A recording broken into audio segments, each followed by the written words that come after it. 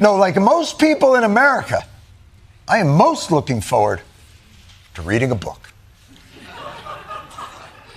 But when? We're back with breaking news in our politics lead and a brand new excerpt from my upcoming book with Axios' Alex Thompson. It's called Original Sin. I'm not sure if you've heard of it. It's on Biden's decline. It's called Original Sin. I'm sure you've heard on May 20th. That's Tuesday. Original Sin. That's coming out in 3 weeks. On May 20th. That's just 19 days away. In 1 week and 1 day. Coming out in just a few days. Comes out Tuesday.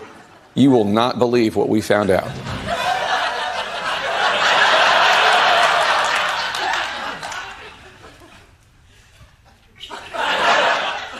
Don't news people have to tell you what they know when they find it out? Isn't that the difference between news and a secret? You won't believe what we found out. No, that's why I'm watching. After being clowned on by Jon Stewart from The Daily Show, he gets roasted by Dave Rubin, Jillian Michaels, Sage Steele, and Russell Brand. He was part of that cover-up. Yep. Now he writes a book pretending that he had nothing to do with it, that Biden, who looks so unbelievably frail and walks like Mr. Burns from The Simpsons, that if he fell, he was going to break a hip. Closed on Hitler, and the book should be closed on Jake Tapper and Jake Tapper's opinions on how the media ran stories about Biden, about COVID, about Kamala, about Trump. Be a journalist. And again, the bar is so low. Shame on me for even putting that word in the same sentence as Jake Tapper. In the book, he also talks about how he was misled by the Biden White House. Misled? Right. Do your effing homework. Jake Tapper is such a despicable human being. And the reason I feel that way is threefold. And it's all the stuff you touched on. First of all, this isn't news. Thanks, Jake. You've just confirmed it. It's propaganda, which is what all of us have been about the legacy media for such a long time and called conspiracy theorists. You get attacked and smeared with that brush, and you just showed you I was lying the whole time. And then we shamed all of you who had the nerve to question it, who had eyes and could see that the man was in cognitive decline. But in order to ensure that you don't ask questions, we're going to shame which is what they always do. It's like, oh, don't question what's going on here. We're going to make sure you look like a complete scumbag. While we're on the subject of Biden, let's take a look at this clip where Senator Kennedy questions and interrogates the Department of Energy head, and you won't believe how much money went out the door right before Trump became president. That's the period between the time that President Trump was elected and President Biden left office. Is that right? That is correct. During that short period of time, 76 days, how much taxpayer money went out the door of the Department of Energy? From the Loan Program Office in loans and commitments, $93 billion. Well over twice as much as in the previous 15 years. There is lots of funds that have gone out the door and commitments that were made from businesses that provided no business plan, no numbers about their own financial solvency or how this project So you're telling me that the Department of Energy, in the 76-day period, before their boss was going to leave office, gave or loaned money to entities that had no business plan? Correct. No financials? Correct. I've come in with great concern about how this institution, this great American institution, has been run and how American taxpayer money has been handled. Trump tells the graduating class of West Point that America will no longer be interventionists and start new wars. Instead, they will be tasked with peace through strength, not war and peace any longer. Now it is peace and war. And Trump and the military under Trump are leading the charge. The job of the U.S. Armed Forces is not to host drag shows, to transform foreign cultures, but to spread democracy to everybody around the world at the point of a gun. The military's job is to dominate any foe and annihilate any threat to America anywhere, anytime, and any place. President Trump continues on in this next part of the speech where he tells the graduating class of 2025 to never ever give up. never surrender, and how they will be successful if they follow these simple creeds. But they were celebrating victory. No, we're going to celebrate victory because we're the ones that won that war. Standing before you today, I know that you will never stop. You will never quit. You will never yield. You will never tire. You will never, ever, ever surrender. Never give up. Remember that. Never give up. That's another little factor I could have added. Never, ever give up. Raise your right hand. I pledge I will never, ever give up. You can never give up.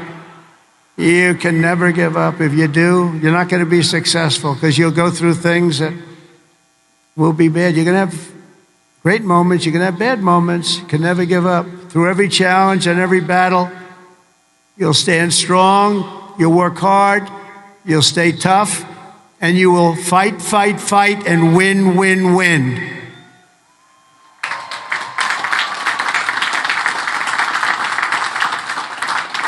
So I want to just congratulate you all. I'm going back now to deal with Russia, to deal with China.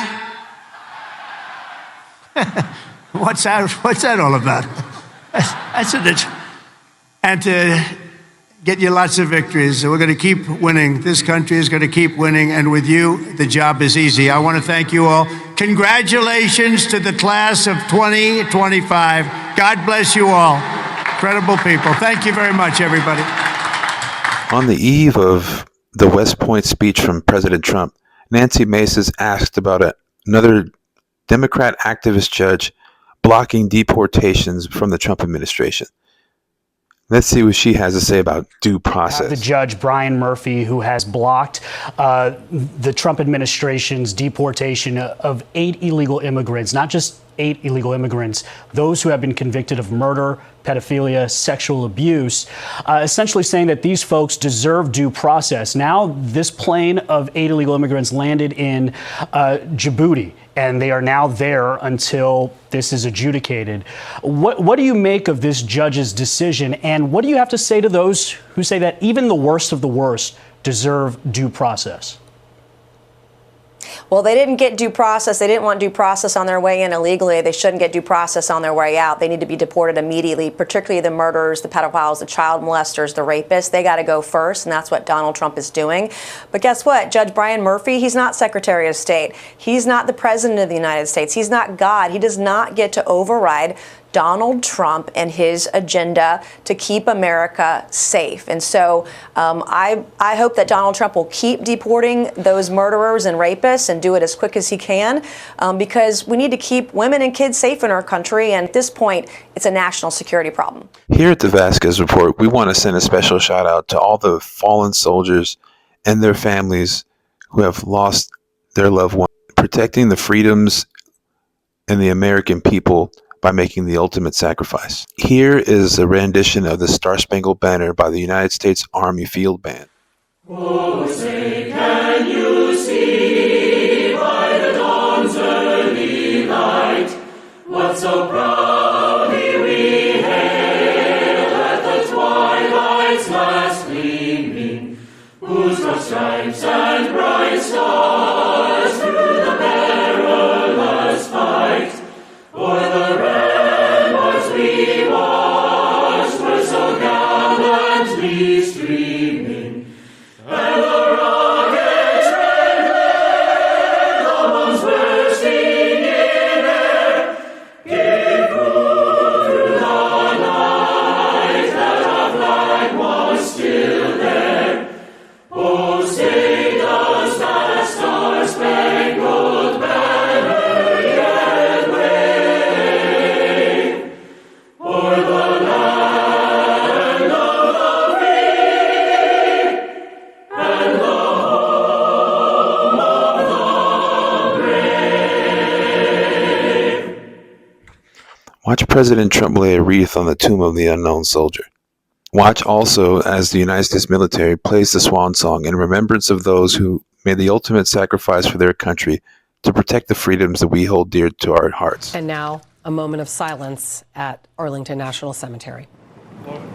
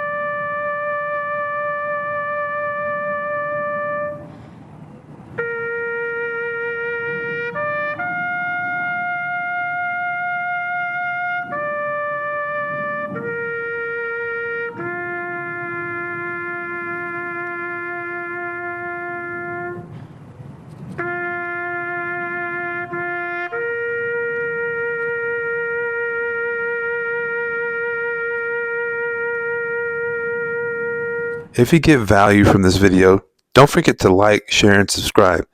Hit the notification bell so you don't miss these regular updates. It really helps out the channel. Also, support the channel. Buy us a cup of coffee. Anything that you donate, support is deeply appreciated. And for those on TikTok, don't forget to like, share, and add this video to your favorites. Share it with a friend. It would deeply appreciate it. Watch President Trump's speech during Memorial Day that salutes America's heroes. Great poets have written that it's love which moves the sun and the stars, but here on the sacred soil, right where we are, we're reminded that it's love which moves the course of history and moves it always toward freedom, always. From Bunker Hill to Bastogne to Cantigny to Coral Sea, from Gettysburg to Guadalcanal and Concord to Kabul, America's best and America's bravest have fought, bled, and died so that we could pick up the torch of liberty, raise it high, high, high, and carry it onward to places they could never have dreamed of before. Today we honor their memory. We remember their gallantry. We just revere, in the highest sense, we just revere their incredible legacy. We salute them in their eternal and everlasting glory, and we continue our relentless pursuit of America's destiny as we make our nation stronger, prouder, freer, and greater than ever before. May God bless our fallen heroes. May God bless our Gold Star families, and may God bless the United States of America. Thank you very much, everybody. Great honor. Thank you. Breaking news, President Trump announces the construction of the Golden Dome, a missile defense shield that is capable of downing different types of missiles. For more on the story and more details about the story, let's listen to President Trump describe it in this. In the campaign, I promised the American people that I would build a cutting-edge missile defense shield to protect our homeland from the threat of foreign missile attack. And that's what we're doing. Today, I'm pleased to announce that we have officially selected an architecture for this state-of-the-art system that will deploy next-generation technologies across the land, sea, and space, including space-based sensors and interceptors. And Canada has called us, and they want to be a part of it. So we'll be talking to them. They want to have protection also. So, as usual, we help Canada do the best we can. This design for the Golden Dome will integrate with our existing defense capabilities and should be fully operational before the end of my term. So we'll have it done in about 3 years. Once fully constructed, the Golden Dome will be capable of intercepting missiles even if they are launched from other sides of the world and even if they are launched from space. And we will have the best system ever built. As you know, we helped Israel with theirs, and it was very successful, and now we have technology that's even far advanced from that, but including hypersonic missiles, ballistic missiles, and advanced cruise missiles. All of them will be knocked out of the air. We will truly be completing the job that President Reagan started 40 years ago, forever ending the missile threat to the American homeland. I'm also pleased to report that the One Big Beautiful Bill will include $25 billion for the Golden Dome to help construction get underway. General, we're talking about $175 billion total cost of this when it's completed. Now that we know the gist of what the Golden Dome will be, let's get a more detailed look at it. Here's the infographic show that details the threat, the existential threat, and why the missile defense shield is necessary in the first place. America's enemies are rapidly developing technologies that will put the homeland at risk for the first time in 2 centuries. In the future, nowhere will be safe from enemy attack, not even the homeland. This has ignited a major debate within the Department of Defense how to protect the America of the future and whether a missile defense system akin to an Iron Dome is the solution. But before understanding America's future missile shield, we need to understand the threat. There's no clearer example of the growing threat than China's People's Liberation Army Rocket Force, or PLARF. Originally created to manage China's nuclear arsenal, the PLARF has since expanded its role significantly, far beyond what would typically justify an entire military branch. In just a matter of years, China had expanded the reach of its missile weapons from a few hundred miles to over 1,000. China's YJ-21, a hypersonic anti-ship missile, has a range of just shy of 1,000 miles. Named the Eagle Strike 21, it's designed specifically to eliminate American ships. With an even longer range, the DF-26 can reach out and hit targets over 3,100 miles away, putting traditionally safe American bastions of power, like Guam, well within range of Chinese weapons. And this is a wake-up call to anyone predicting future warfare in the year 2050. It won't be long before conventionally armed missiles can accurately strike targets thousands of miles away, even all the way to the American homeland. And it's not just China that's the problem. Russia will likely eventually develop similar capabilities too. As the technology proliferates around the world, even smaller countries could begin to have access to conventional weapons with enough reach to target the American homeland. Now we know about the existential threat that faces America in the future. Let's take a look at how the Golden Dome is supposed to work and what is needed in order to protect America in the future. This is what served as the basis for Ronald Reagan's famous Star Wars project, a missile shield that would keep America safe by intercepting nuclear weapons in orbit. As every expert at the time concluded, the technology required was simply too advanced. That is no longer the case. And the only way that America of 2050 can remain safe might be to build a real-life Star Wars missile shield today. While America's new missile shield is often compared to Israel's Iron Dome, the truth is it'll end up becoming something far more complicated and expensive than Israel's missile shield. Likewise, America's missile shield will work a lot like Israel's, only on steroids. America's missile shield is expected to be made up of several key components. The first will be the use of space-based interceptors. This is one of the most controversial aspects of the shield, as it'll mean putting some form of kinetic interceptor in space. The reason is simple. By putting interceptors in space, they can respond faster to an enemy missile attack and have a greater chance of knocking said missiles out. Originally called rods from God, an old Cold War concept for a space-based kinetic weapon involved putting telephone pole-sized tungsten rods into space and simply letting them free fall onto a target. These rods would strike with enough energy to mimic the blast of a small nuclear weapon. Next will be the development of a space-based sensor network.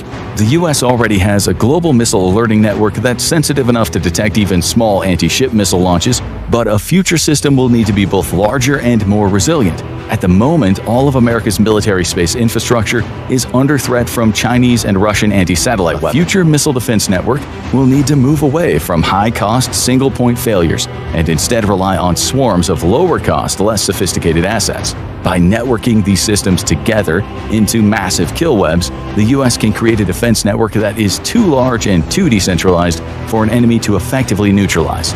Along with a new space-based sensor layer, the US will need communications infrastructure that is just as dispersed and just as reliant to ensure that the US can communicate quickly, securely, and reliably with forces around the world and in space.